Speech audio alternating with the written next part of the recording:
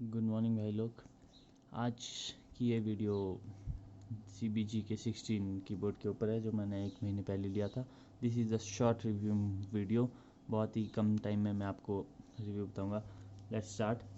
तो ये जो कीबोर्ड है ये पूरा मैकेनिकल कीबोर्ड है, 100% मैकेनिकल। 10 की लेस, 10 के एल, मतलब 10 की कम है। वो नमलॉक पैड जो साइड में होता है वो नहीं है। बाकी इस कीबोर्ड में मोर देन 15, 16, 17 के पास कलर थीम्स है जिसको आप F9 और शिफ्ट से चेंज कर सकते हो। कलर्स भी चेंज कर सकते हो, सब कुछ चेंज कर सकते हो। बहुत सारी कलर्स थीम है अलग अलग। इसको you can check the clicky sound, you can sound test. Okay,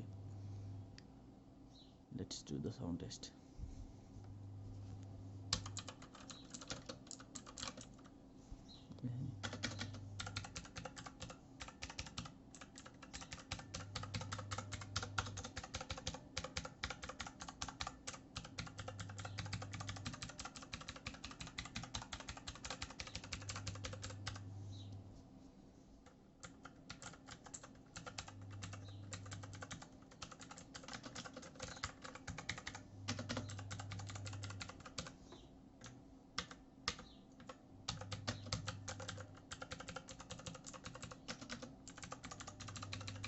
इसमें ब्लू स्विचेस लगे हैं, let me show you.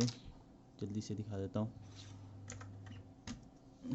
You can see these blue switches cosmic white के कीबोर्ड में।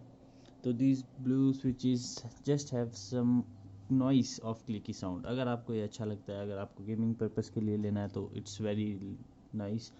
अगर आपका बजट अप्रॉक्स 2200 है, 3000 में अगर आपको नॉइस कम चाहिए तो 3000 में आपको एक रेड ड्रैगन की तरफ से मिलता है। You can ask in comments अगर उसका रिव्यू चाहिए। बाकी yes, this is the review.